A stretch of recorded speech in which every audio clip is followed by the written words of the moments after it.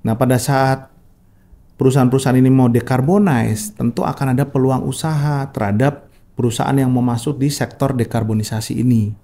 Misalnya energi efisiensi, distributed energy, ya kan, mereka bisa menggunakan solar PV atau baterai, sehingga teknologi-teknologi ini dapat dioperasikan dan membantu peta jalan perusahaan-perusahaan yang mau decarbonize. Karena teknologinya dapat terjangkau dan ujung-ujungnya kita juga bisa mendorong pemerintah agar NDC itu tidak hanya dipikul bebannya hanya oleh regulator.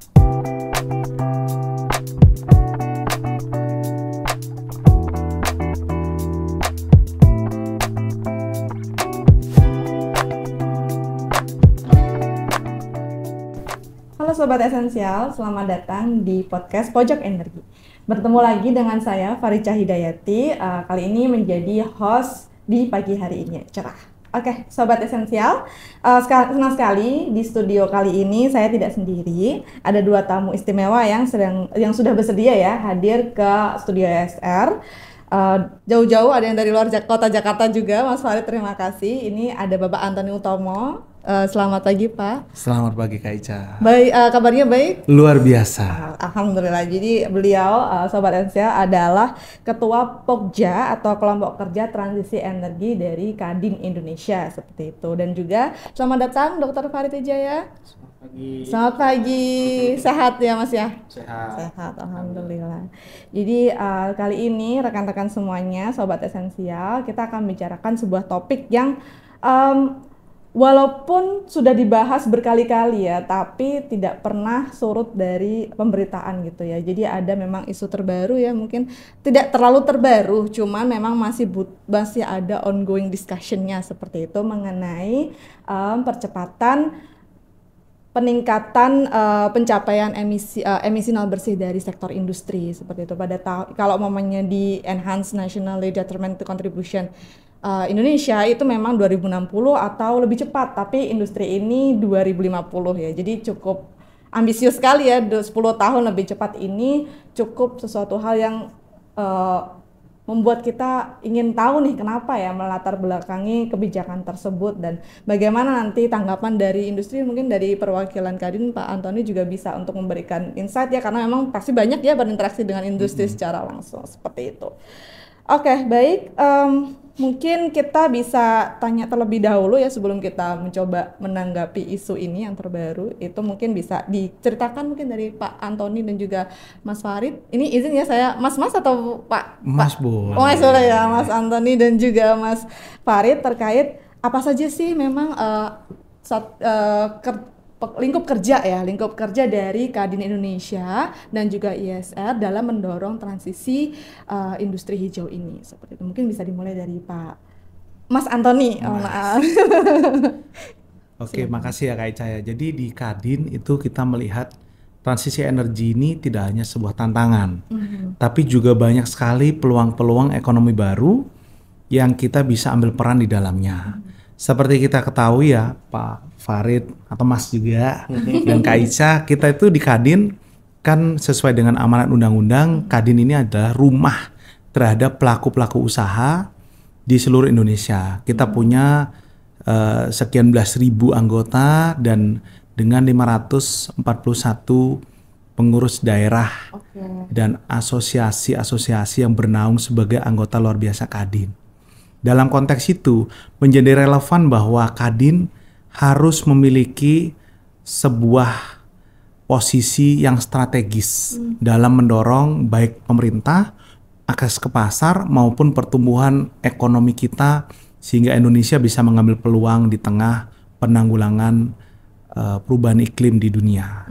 Nah, Pokja Transisi Energi adalah sebuah kelompok kerja yang bekerja di bawah komite berkelanjutan di Kadin yang mendorong agar pelaku-pelaku usaha ini dapat mengambil peran itu. Salah satunya kita punya program namanya Green Industrial Development Initiative.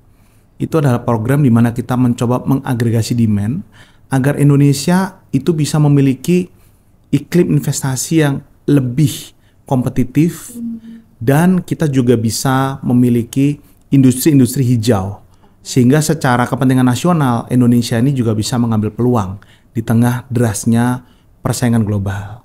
Yang kedua, mungkin singkat saja kami itu juga mendorong adanya produsen-produsen dalam negeri yang bisa memenuhi peta jalan yang sudah ditetapkan oleh pemerintah. Karena ini juga adalah peluang yang tidak boleh hanya dilihat dari sektor kelistrikan aja, tetapi juga dari segi sektor ekonomi secara luas in general. Yang terakhir, kita juga mendorong adanya akselerasi teknologi-teknologi baru, antara lain energy storage system, EV, hydrogen, amonia, dan beberapa teknologi lain, sehingga kita dapat bersama-sama dengan pemerintah untuk mengakselerasi transisi energi secara keseluruhan. Tadi cukup banyak ya berarti lingkup kerjanya ya Pak untuk Kadin ini. Mungkin nanti akan saya bahas lagi ya, cuman Siap, mungkin Pak. silahkan Mas Farid untuk memberikan tanggapannya terkait pertanyaan yang sama. Tadi kira-kira kalau Yasser nih apa aja nih Mas yang memang on the pipeline dari Mas Farid sedang lakukan gitu ya mendorong industri hijau ini? Jadi Yasser itu sebenarnya ada organisasi LSM, non-profit organization, yang kami memang bekerja di bidang transisi energi, juga ada organisasi industri. Jadi sebenarnya lingkup kami memang cukup banyak ya, mulai dari power sector, industri, transportasi, bangunan, bahkan mungkin juga ke bagian kehidupan sehari-hari. Jadi kalau fokus saya di sini sebagai dekarbonisasi industri, kami mendorong bagaimana memberikan banyak bentuk kajian berbasis data, baik dalam konteks Indonesia maupun benchmarking dengan luar negeri seperti itu. Dengan tujuannya satu, yaitu mendorong akselerasi dekarbonisasi di sektor industri. Kenapa menjadi penting sektor industri ini? Karena sektor industri ini adalah bisa kita bilang ya pinpoint atau center dari hampir semua sektor. Kita bicara power sector misalnya, mereka menggunakan pembangkit tenaga listrik itu pasti produk dari industri. Bangunan juga sama, produk dari industri. Transportasi juga sama, hasil produk dari industri. Makanya pada saat kita bicara dekarbonisasi industri 10 tahun lebih maju menjadi 2050, itu sebenarnya kita harus mengapresiasi pemerintah. Kenapa? Karena pemerintah sudah berpikir ke depan, jangan sampai industri menjadi yang terbelakang, malah harus yang terdepan, karena menjadi pusat dari semua sektor yang lain dalam dekarbonisasi industri, dalam dekarbonisasi maupun dalam penanganan mitigasi ancaman iklim, perubahan iklim seperti itu. Oke. Ya memang setuju sih ya Mas ya, untuk industri memang sentral ya, karena memang penggunaan energi paling banyak, limbah juga banyak dihasilkan ya dari sektor industri juga. Setuju sekali untuk itu. Oke, terkait dengan pekerjaan Kadin lagi, Mas Antoni. Jadi kan tadi ada agregat demand, mencoba untuk mengagregasi demand gitu ya untuk produk hijau atau produk berkelanjutan seperti itu, dan juga mendukung peta jalan pemerintah dan akselerasi adopsi teknologi. Nah, nanti mungkin bisa diceritakan lebih lanjut. Kira-kira tuh apa saja yang mungkin pekerjaan-pekerjaan yang memang sudah dilakukan terkait 3 hal ini gitu, Mas Antoni. Jadi gini Kak Eca, kalau kita bicara Kadin itu kan seperti tadi kami sampaikan, Kamar Dagang dan Industri. Jadi kami sangat sepakat dengan Dr. Farid. Yang namanya industri ini adalah sesuatu yang memang harus kita dorong dan kembangkan. Di Kadin sendiri kita punya sister task force yang namanya Kadin Net Zero Hub yang lahir duluan. Net Zero Hub ini yang fokus di industrial decarbonization, Dok. Nah, konteksnya apa yang sudah kami lakukan? Nomor satu ya kita empower supaya industri-industri yang existing industri itu bisa jauh lebih lean, bisa jauh lebih kompetitif, dan ujungnya bisa mengarungi persaingan global dalam konteks keberlanjutan. Kami punya training namanya Corporate Assistant Program, Kak Ica. CAP ini sudah kami lakukan beberapa batch, sudah meluluskan 40 perusahaan, yang ujungnya bootcamp di dalam CAP ini adalah membantu perusahaan-perusahaan untuk bisa menghitung greenhouse gas protokol misalnya. Kemudian kalau itu dinilai sebagai sesuatu yang menjadi komitmen top management, ya tentu kita dorong mereka agar bisa mengarungi net zero journey plan-nya. Nah, membantu sampai dengan implementasi. Betul. Ya tentu makanya di Kadin itu kurasi terhadap siapa yang kita bantu itu sangat ketat. Karena contohnya nih, kita minta komitmen itu sampai ke C-level yang ada di dalam akte, supaya perusahaan-perusahaan yang ikut ini itu dapat mengambil manfaat dan ujungnya komitmennya jelas. Karena harus kita akui Kak Ica bahwa banyak juga ya perusahaan yang hanya melakukan greenwashing, ya kan? Jadi kalau kita cuma bicara net zero, semua orang pasti menganggap itu isu yang seksi.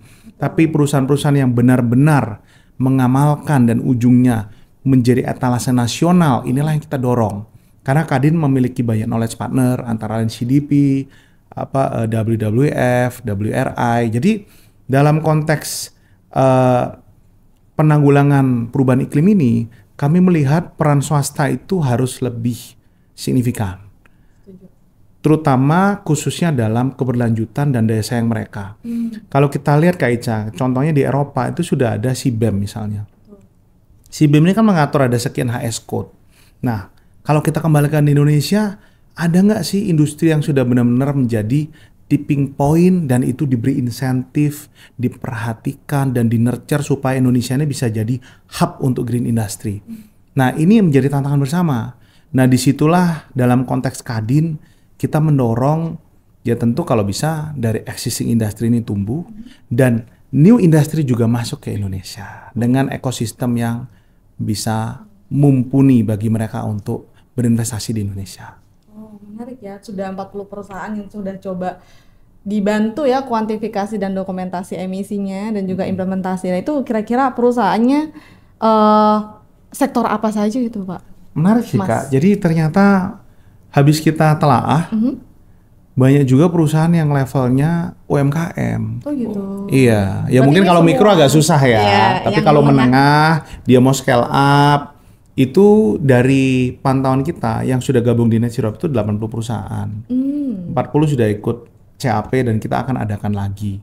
Nah, dari 40 itu pun tidak hanya perusahaan-perusahaan yang sudah TBK atau listed companies ya. Kalau listed companies itu kan memang ada mandat-mandat dari misalnya Bursa Efek Indonesia. Tapi kita juga lihat interest terhadap perusahaan yang melihat ini sebagai peluang kalau mereka bisa menjadi frontier di industrinya itu banyak. Antara lain tekstil, kemudian ada perusahaan ekspor rumput laut, ada perusahaan gas industri, ada perusahaan rokok misalnya malah. Jadi kami melihat ini sebagai pattern yang sebetulnya menarik. Karena ternyata despite debatable framework di dunia, apa yang kami bawa yakni SBTI itu ternyata memiliki traction yang cukup baik, khususnya dari segi konstituensi kami, dari para anggota Kadin, dan lebih dari itu kita mendorong agar SBTI ini malah bisa menjadi mainstream framework untuk net zero bagi pelaku usaha secara nasional. Baik, baik. Menarik ya. Ternyata cakupan industrinya sangat banyak dan semua sudah ada di SB itu, ada beberapa jenisnya juga sudah diatur ya Mas, cara betul. menghitungnya. Oh wow, oke, baik. Menarik ini. Oke, jadi berarti kan memang sudah banyak interaksi seperti itu ya Pak Antoni, Mas Antoni dan juga Mas Farid. Juga tadi kan kalau Mas Farid banyak kajiannya ya gitu, kira-kira secara teknis apa saja teknologinya, kemudian juga ada beberapa interaksi mungkin dalam pengambilan data juga ya, jadi relevan ya untuk kita jadikan tamu kali ini gitu ya. Jadi mungkin dari Mas Antoni terkait peningkatan target ini, sebenarnya respon industri itu seperti apa gitu secara general, baik yang itu sudah memang mendapatkan pelatihan di CAP, ya. Corporate Assistance Program, ataupun yang mungkin berinteraksi di luar itu gitu. Jadi gini Kak Eca, kalau kita lihat ekosistem enabler itu kan memang cukup luas ya. Antara lain dari financier-nya harus ada. Nah ini juga literasi ke financier ini kita dorong terus. Kita banyak melakukan conversation dengan misalnya IKBI, Ikatan Keuangan Berkelanjutan Indonesia. Kemudian stakeholder lain yang kita juga sering engage tentunya kementerian lembaga terkait ya, Kemenperin, Kementerian SDM, dan kementerian lembaga terkait lainnya.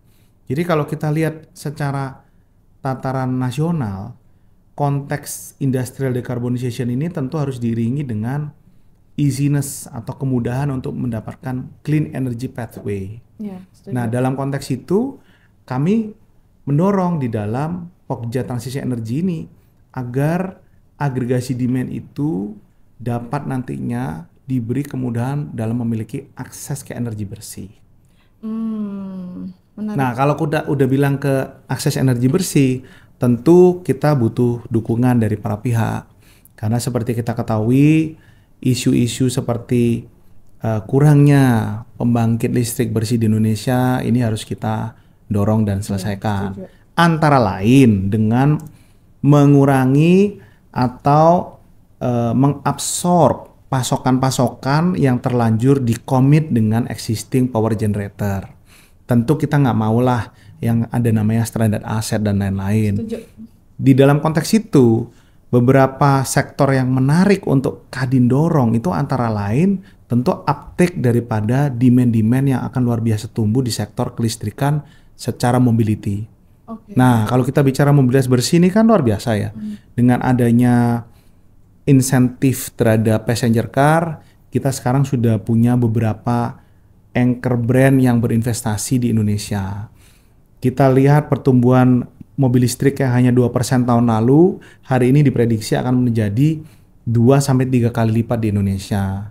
Nah, inilah saya kira contoh-contoh nyata dari dorongan pelaku usaha sehingga mereka bisa decarbonize lebih cepat, tapi juga dapat memiliki akses terhadap teknologi yang teruji. Seperti kita ketahui, banyak sekali nih Kak Ica, orang yang khawatir misalnya di sektor EV, ngecasnya di mana, kemudian driving range anxiety-nya seperti apa ditanggulangi.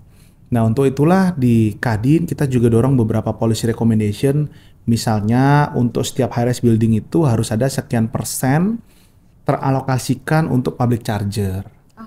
Sehingga ini udah menjadi suatu kewajiban bagi setiap belate atau pemenuhan kualifikasi bagi pemilik gedung, misalnya melalui SLF atau sertifikat layak fungsi dan lain-lain.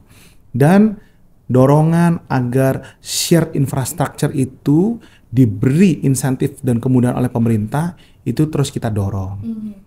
Sehingga pada saat orang melakukan migrasi ke adopsi electrified mobility itu dapat berlangsung dengan mulus dan tidak menimbulkan ekses terhadap para penggunanya. Setuju. Dengan sektor lain seperti apa, Mas? Jadi kalau kita bicara hard to abate industry, kita sudah banyak berdiskusi juga ya. Kalau industri semen, teman-teman di industri petrochemical, mereka sangat sadar kok bahwa ini meskipun belum menjadi compliant market adalah satu ikhtiar agar industri itu memiliki early engagement bahkan sebelum ini menjadi suatu kewajiban. Tinggal memang salah satu tantangannya kan sampai hari ini di captive power plant misalnya, kita tahu di Perpres 112 tahun 2022 ada amanat untuk mendecarbonize power plant yang berusia 10 tahun atau lebih.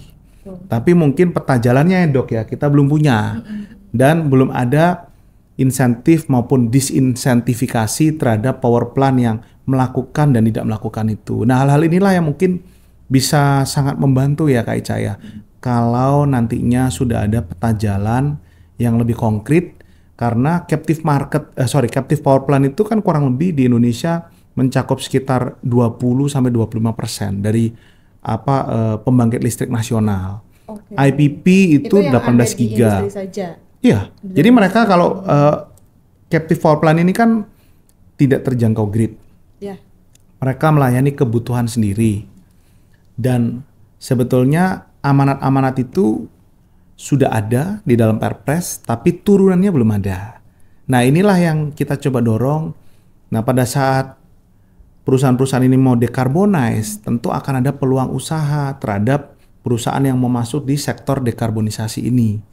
Misalnya energi efisiensi, distributed energy, ya kan, mereka bisa menggunakan solar PV atau baterai, sehingga teknologi-teknologi ini dapat dioperasikan dan membantu peta jalan perusahaan-perusahaan yang mau decarbonize. Karena teknologinya dapat terjangkau dan ujung-ujungnya kita juga bisa mendorong pemerintah agar NDC itu tidak hanya dipikul bebannya hanya oleh regulator. Oh, baik. Noted. Jadi ini banyak yang saya belajar di sini terkait dengan captive power. Kebalik lah Kak Ica, kita yang belajar sama Eser kan. saling belajar berarti ya kita berarti.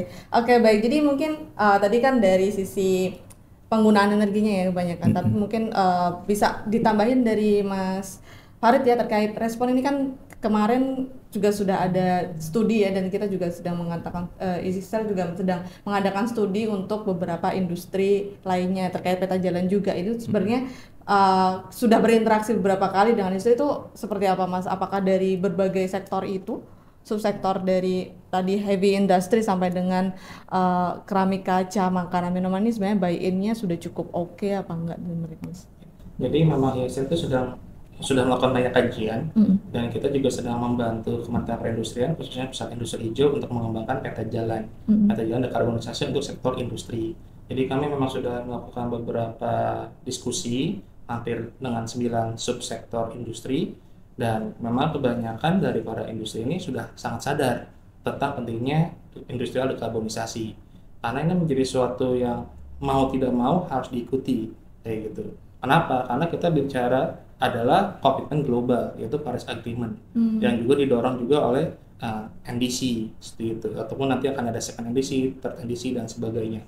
Dan memang kebanyakan dari industri itu sudah berpikir bahkan sudah melakukan kajian sendiri bagaimana sih melakukan optimalisasi proses produksi di mereka, bagaimana melakukan penurunan emisi gas rumah kaca, terus juga alternatif energi yang bisa digunakan apa, terus juga efisiensi energinya, mungkin juga berpikir bagaimana mengganti bahkan dalam skala material yang digunakan, bahan kimianya seperti apa dan lain-lain.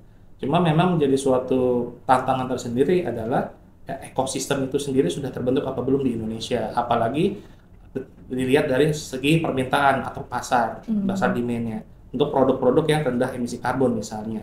Selain itu juga masalah dari proteksi pasar. Kita tidak bisa bicara bahwa industri ini secara bisa mengikuti keinginan dari regulator misalnya atau dorongan dari perjanjian internasional itu, tapi bagaimana regulator bisa memproteksi industri ini agar tidak kalah dalam berkompetisi di dalam negeri maupun di luar negeri. Maka itu menjadi suatu concern. Mungkin banyak industri yang sudah siap maju, tapi juga terbentur dengan kekhawatiran hal-hal yang seperti itu. Termasuk juga dari segi pembiayaan seperti apa, seperti itu. Karena memang kalau kita bicara namanya industri, mereka adalah para pelaku usaha yang mau nggak mau mereka hidup dari yang namanya keuntungan atau profit. Kalau nggak ada profit, akan menjadi suatu polemik, namanya bisa bertahan hidup apa enggak kayak gitu. Apalagi kita melihat dari beberapa tahun terakhir ini pun kita sudah dibenturkan dengan pandemi COVID-19. Tidak semua industri serta-merta sudah terpulihkan dari kondisi itu. Makanya kita benar-benar harus berhati-hati pada saat kita bicara penurunan emisi, dekarbonisasi atau apapun itu, karena kita harus bisa melihat nih bahwa memang industri ini memang bisa didorong dengan hati-hati, jangan sampai kehilangan competitiveness, tapi tetap bisa memenuhi target kita yaitu net zero emission untuk memenuhi perjanjian Paris tersebut, kurang lebih seperti itu. Tapi secara umum animo dari para industri itu sudah sangat bagus sekali. Oke, baik. Tapi mungkin apakah memang sama gitu antara subsektor satu dengan lainnya? Oh, tentunya berbeda. Karena kan namanya proses industri itu bahkan kita bicara industri semen gitu. Pasti walaupun sama-sama industri semen, prosesnya pun akan berbeda seperti itu. Karena namanya teknologi itu kan tergantung mereka mengacu pada teknologi yang mana. Apalagi kalau kita bicara F&B, tekstil yang kita bisa bilang skop industri itu sangat luas sekali gitu kan. Kayak gitu. Makanya tidak serta-merta kita bisa menyamaratakan bahwa ya walaupun mereka sama-sama di subsektor industri tekstil misalnya melakukan upaya dekarbonisasi dengan cara yang sama itu belum tentu. Maka kita harus bisa lakukan pendekatan ya sedetail mungkin dan sedekat mungkin terhadap si pelaku industrinya karena mereka yang akan melakukan, kita hanya bisa mendorong. Oke, baik. Baik, setuju. Nah, terkait tadi disebut-sebut ya tekstil juga ya. Nah, itu tekstil kan per hari lalu sebenarnya saya membaca berita nih ya mengenai. Sambil minum ya Kak Eca ya? Ya silakan. Jadi untuk beberapa industri, 4 industri tekstil dan produk tekstil, alas kaki, mesin dan karet itu memang sedang lesu nih. Jadi apakah gitu ya, apakah nanti memang sudah tepat gitu ya kita mendorong dekarbonisasi ini sebenarnya untuk semua industri ataukah memang harus championing salah satu yang mungkin secara kemampuan teknis sudah ada, kemampuan finansial sudah ada, kemudian ekosistemnya juga sudah lebih baik, mungkin dari supply chain-nya sudah banyak yang meminta produk yang hijau atau seperti apa gitu. Silahkan ditanggapi. Jadi Kak Eca, kalau saya pribadi itu adalah orang yang sangat percaya terhadap mekanisme pasar. Artinya sepanjang masih banyak orang yang merasa, ini analoginya ya, gading gajah dan kulit harimau itu sesuatu yang patut dikejar dan dibeli, maka poaching itu akan selalu tetap ada. Analogi yang sama selalu saya sampaikan di transisi energi kita. Harus kita akui bahwa masyarakat, pengguna itu belum tentu sepenuhnya memiliki pandangan, framework, dan pemahaman yang sama dengan kita-kita yang hari ini sudah mulai punya conversation mengenai climate change. Dalam konteks itu adalah penting bagi stakeholder maupun pemangku kepentingan agar kita bisa meningkatkan literasi terhadap pentingnya penanggulangan perubahan iklim. Dan itu kita mulai dari lingkungan kita, dari perusahaan kita misalnya, dari keluarga kita dan seterusnya. Dampaknya apa? Dengan semakin banyak, dan ini saya dengan sangat bangga sampaikan Kadin telah berupaya untuk selalu konsisten dalam menyuarakan kepentingan dunia usaha untuk bisa menanggulangi persaingan global. This is the way. Memang nggak semua orang bisa sepakat, memang pengguna nggak semuanya ngerti, tapi pada saat makin banyak pengguna yang care terhadap produk yang dibeli, terhadap teks yang namanya sustainable textile itu apa, itulah kita akan memiliki critical mass untuk bisa utilizing our own domestic market. Jangan lupa loh Kak Eca, kita itu di Indonesia adalah macan Asia Tenggara yang punya 280 juta calon pengguna ataupun masyarakat yang memiliki spending power. Memang beberapa referensi menyatakan bahwa dunia tidak sedang baik-baik aja. Karena itu kalau kita lihat namanya proteksionisme global dengan dalih trade measurement di dalam carbon level ini juga marak. Tapi menurut saya alih-alih kita selalu memusingkan apa yang dilakukan negara lain atas kebijakan tataran energinya, menurut saya kita harus merefleksikan apa yang sudah kita lakukan untuk kepentingan Indonesia. Jadi memang kuncinya di sini peningkatan literasi dan awareness dulu ya. Ya memang untuk di awal memang biaya transisi memang besar ya pasti untuk kita ya. Cuman mungkin berarti kita bisa simpulkan lah ya untuk dekarbonisasi ini sebenarnya at some point akan membantu Indonesia untuk apalagi para bisnis untuk meningkatkan daya saing seperti itu ya dibandingkan dengan produk-produk lain. Tapi mungkin ya ini mungkin bisa ditanggapin juga terkait yang tadi lesunya dari keempat sektor itu, apakah itu relevan untuk kita juga aim dulu buat dekarbonisasi? Mungkin iya, cuman mungkin istilahnya adalah levelnya seperti apa mungkin yang siap Kak. Jadi kalau kita lihat memang persepsi di dalam pelaku usaha itu kalau decarbonize cost-nya akan selalu lebih tinggi. Dan itu bisa saya bantah hari ini. Karena seperti kita ketahui, contohnya teknologi solar cell aja. Banyak sekali perusahaan yang sudah mengutilisasi teknologi distributed energy seperti PLTS. Khususnya di atap misalnya. Dan itu malah bisa mengurangi pemakaian maupun efisiensi daripada biaya yang mereka keluarkan ke PLN setiap bulannya. Tentu harus kita pikirkan bagaimana ketahanan jaringan jangan sampai terganggu dengan pembangkit listrik yang intermittent seperti solar.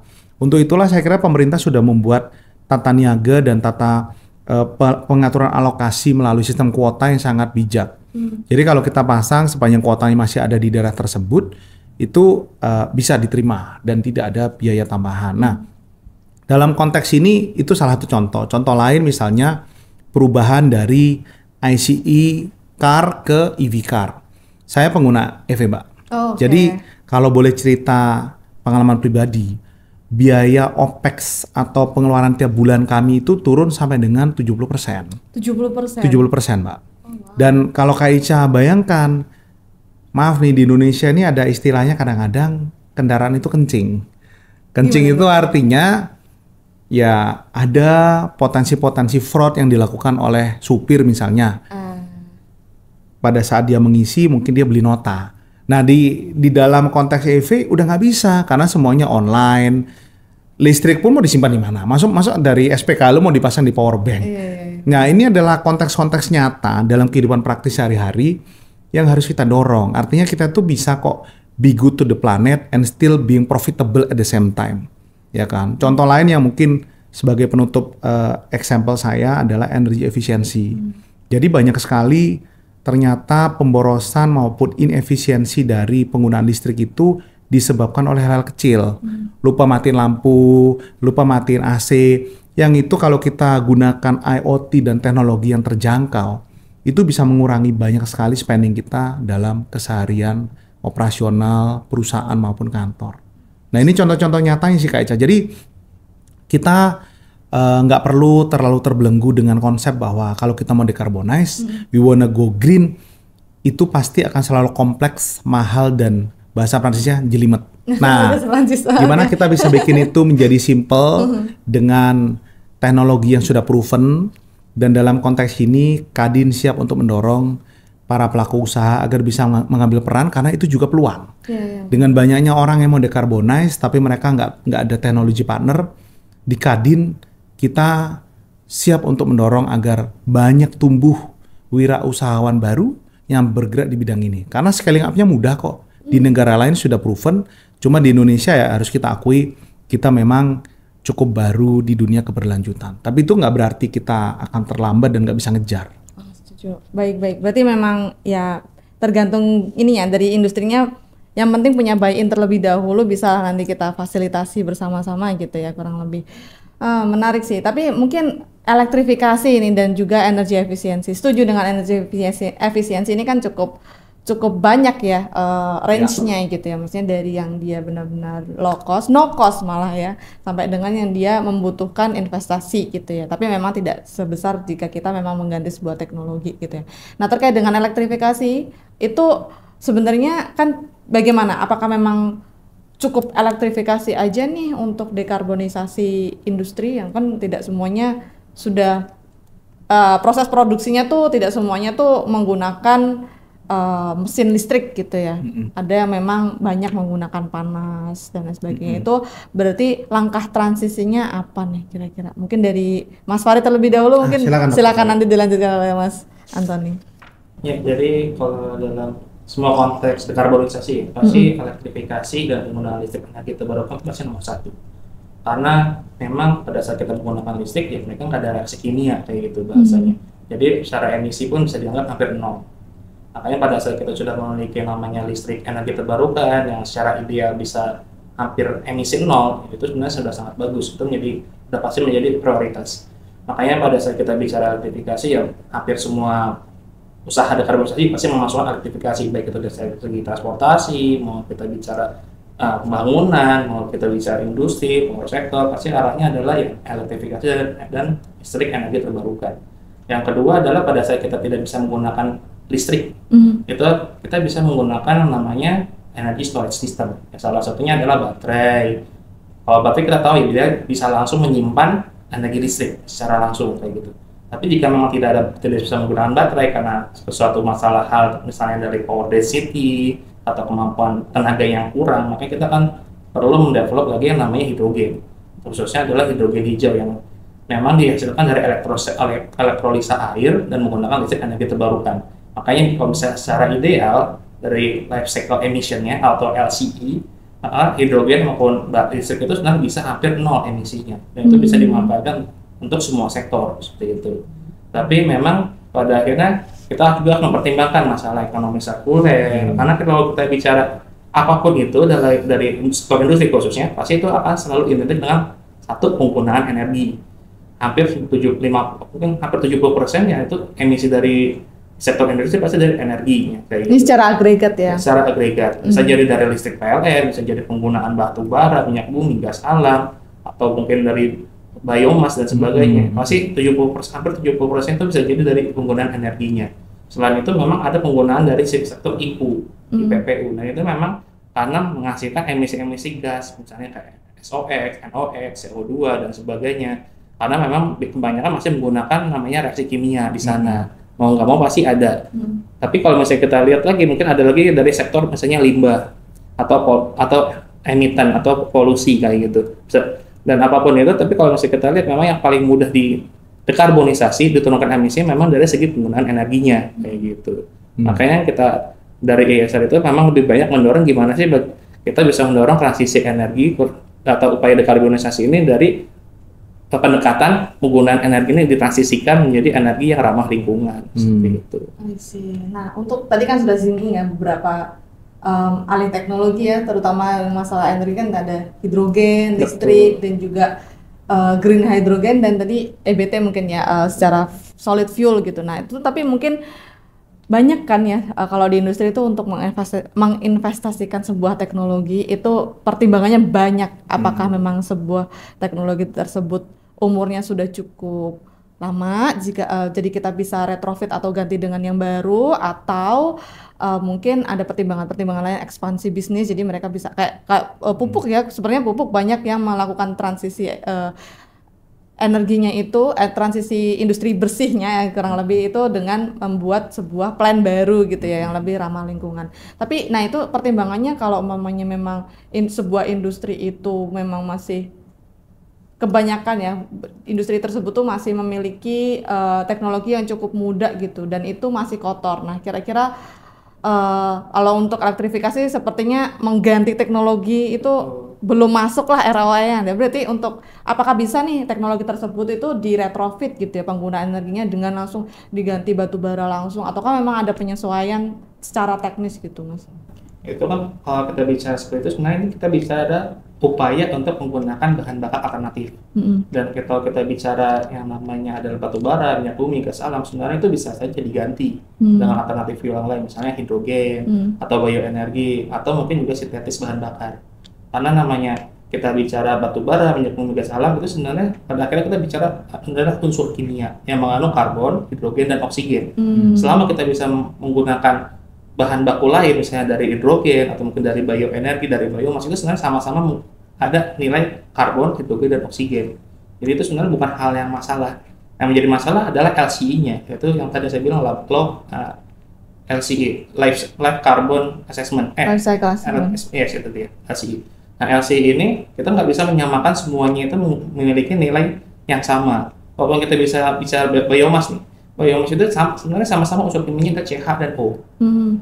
Bisa jadi pada saat kita menggunakan biomas, emisi sebenarnya nggak ada bedanya dengan bahan bakar fosil.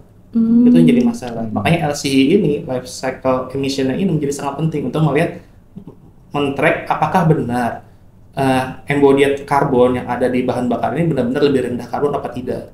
Pada saat kalau kita bicara adalah hanya karena dia ada bioenergi kita bisa menggunakannya untuk menggantikan bahan bakar fosil, itu salah besar.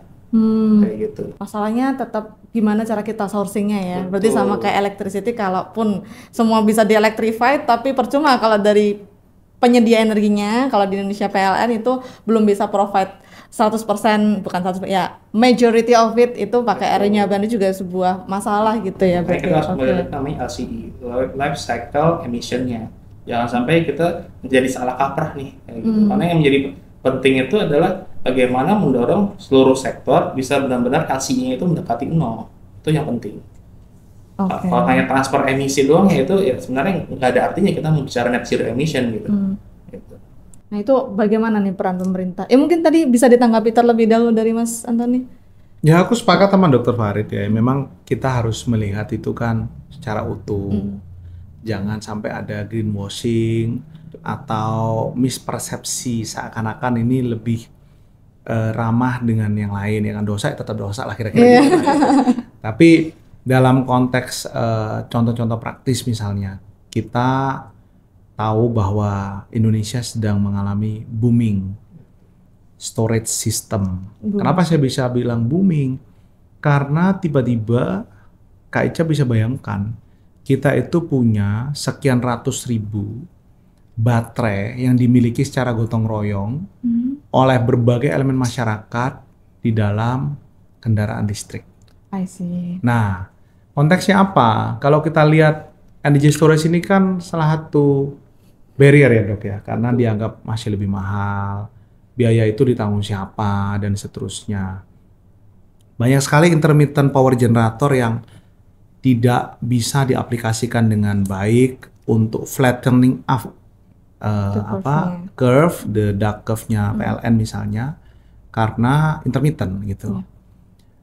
Kak Ica bisa bayangkan nggak apa yang bisa kita lakukan apabila ada tatanan-tatanan regulasi yang menginsentifikasi dan mendisentifikasi orang yang menyimpan energi pada saat non peak load dan memasok ke grid dalam bentuk peak load. Intinya begini, di konteks di dunia negara-negara maju, itu kita tahu konsep namanya misalnya vehicle to grid. Ya, Kita bisa ngecas dan bisa ngirim balik gitu kan. smart grid gitu ya jadinya. Smart grid. Demand response Demand misalnya. response. Jadi konteks-konteks ini memang di Indonesia harus kita akui tarif atau tata regulasi TDL listrik kita itu cukup kaku. Oke. Untuk tujuannya yang mulia supaya melindungi pengguna listrik Indonesia sehingga terjangkau gitu kan.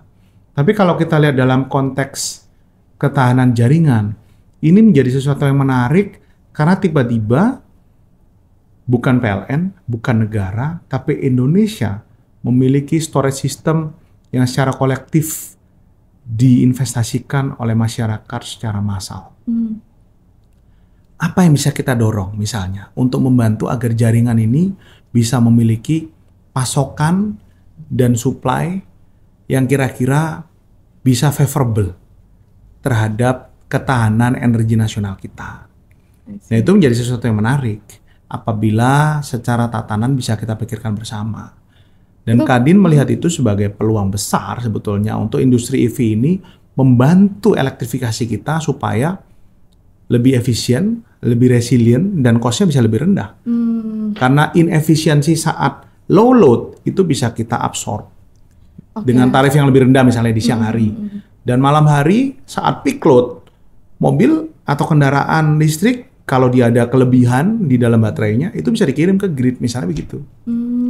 Tapi bukankah nanti untuk saya kurang tahu sih, itu kan harus ada infrastruktur grid yang memang sudah ada fasilitas tertentunya lah ya, karena memang untuk kita bisa mensuplai kembali tambahan listrik yang tersimpan itu akan mempengaruhi frekuensi kelistrikan dan sebagainya. Jadi itu bahasa yang sangat menarik, tapi mungkin harus perlu didorong secara infrastruktur secara lebih masif juga ya. Tapi mungkin kalau di Indonesia sekarang dari segi regulasi belum ada yang mendorong ke situ ya berarti. Sepakat Kak. Jadi kalau kita bicara no transition without transmission, itu kami sangat memahami. Dan dalam konteks itu, disinilah peran swasta bagaimana mengurangi pikulan beban di PLN itu, sehingga PLN can think about bigger things yang bisa make better impact to national interest. I see. Jadi seperti kayak pembangkit, kita sekarang kan pembangkit IPP itu sekitar 18 giga dari 80 gigawatt. Gimana kalau itu porsinya lebih banyak dimana oleh swasta?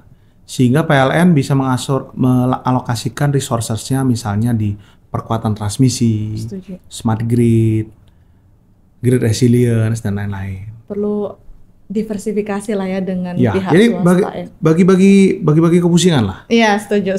Supaya kami juga bisa bantu mengurai teman-teman di sisi supply. Dan tadi saya kasih contoh yang real, Kadin pengen agregasi demand. Sehingga pada saat PLN itu melakukan RUPTL misalnya, itu tidak hanya memperhitungkan demand-demand yang sudah ada maupun regresi histori. Yang tentu kalau kita bicara 10-15 tahun silam, nggak ada yang bilang mengenai green demand ya dok ya. Tapi sekarang banyak sekali industri yang membutuhkan intensitas green power generation yang sangat tinggi. Nah disitulah peran Kadin selaku rumah dari seluruh pelaku usaha ini kita harapkan bisa menjembatani dan bisa menjadi problem solver. Sayang sekali nih. Pengen bahas lagi sebenarnya Mas Antoni terkait hal ini, tapi tadi Pak Produser sudah memperlihatkan ya kalau waktunya sudah cukup panjang gitu ya. Tapi mungkin izin untuk kita bisa tanya dua pertanyaan lagi yang cukup pamungkas gitu ya. Jadi tadi kan memang ada ya, kita tahu ada inisiasi 2050 emisi nol bersih, dan juga tadi ada dari beberapa industri sudah ada buy-in, tapi memang untuk industri-industri yang belum buy-in ini sebenarnya drive utamanya itu apakah memang kita harus mendorong regulasi terlebih dahulu untuk bisa keluar sehingga memaksa, atau kita harus mendapatkan buy-in terlebih dahulu dari top management level gitu, mana yang lebih baik, itu lebih strategis gitu selama pengalaman dari Mas Antoni sendiri. Jadi kalau saya masih sama sih Kak Eca, saya orang yang percaya terhadap kekuatan pasar. Dan ini konteksnya sudah menjadi tidak hanya game of shame ya, sok-sokan punya net zero pledge gitu, tapi memang itu akan berdampak ke bottom line dari perusahaan. Contoh nyatanya kami bekerja sama dengan Adidas. Oke. Adidas itu udah embed net zero journey plan para vendornya di scope 3 di dalam procurement policy. Itu Adidas Indonesia apa global, Mas? Adidas global, tapi Indonesia Termasuk khusus dengan salah satu. Kadin, dan itu Oke. dibahas di annual reportnya juga untuk menjadi etalase internasional dalam procurement policy yang tie-in dengan net zero journey plan mereka. Artinya pada saat perusahaan-perusahaan pemasok Adidas ini tidak bisa mencek checklist yang sudah dibuat di procurement policy, yang itu tie-in dengan parameter-parameter disclosure dia, sustainability plan dia, net zero-nya dia, nanti itu akan membuat perusahaan itu tidak less kompetitif. Jadi harga tetap menjadi pertimbangan ya, nggak mungkin lah kita jual barang 4 kali lipat dari harga orang. Tapi ada faktor-faktor lain yang itu embed dan menjadi contoh perusahaan global seperti Adidas, walk the talk, dan berdampak terhadap bisnis yang dialami oleh pemasok-pemasoknya. Nah, dalam konteks ini kita bisa lihat itu dalam skala lebih besar. Artinya kalau pasar dan drive itu menuju ke arah sana, maka adalah menjadi sebuah keharusan bagi perusahaan-perusahaan yang mau one step ahead dan lebih kompetitif dibanding kompetitornya untuk mempersiapkan diri memoles kemampuan, kapasitas, dan ujungnya mereka bisa coming to the global stage untuk menjadi perusahaan level internasional. Oke, kekuatan pasar ya di sini kuncinya juga dari Mas Antoni. Jadi untuk Mas Farid sendiri gimana? Apakah lebih utamanya kita mendorong regulasi dahulu untuk agar bisa benar-benar keluar nih peta jalannya? Kalau bisa dilengkapi semua subsektornya, atau memang itu juga apa kekuatan pasar? Kalau Indonesia sih paling bagus ya sebenarnya paralel kedua-duanya. Tapi kalau misalnya kita ingin mendorong industri, maka yang paling pertama adalah dari regulasinya dulu. Karena kebanyakan mau nggak mau industri pasti akan mengikuti regulasi. Kayak gitu. Karena ya namanya kekuatan tertinggi di negara ya pasti kan dari peraturan, itu dari pemerintah. Tapi di saat yang sama memang kita harus membangun ya itu ekosistem dari pasarnya. Jangan sampai industri sudah berusaha untuk melakukan upaya-upaya dekarbonisasi, tapi ternyata pasarnya tidak mendukung. Itu malah bisa jadi kayak menggali kubur. Tiba-tiba industri, misalnya industri baja nih, sudah diarahkan jadi green steel misalnya.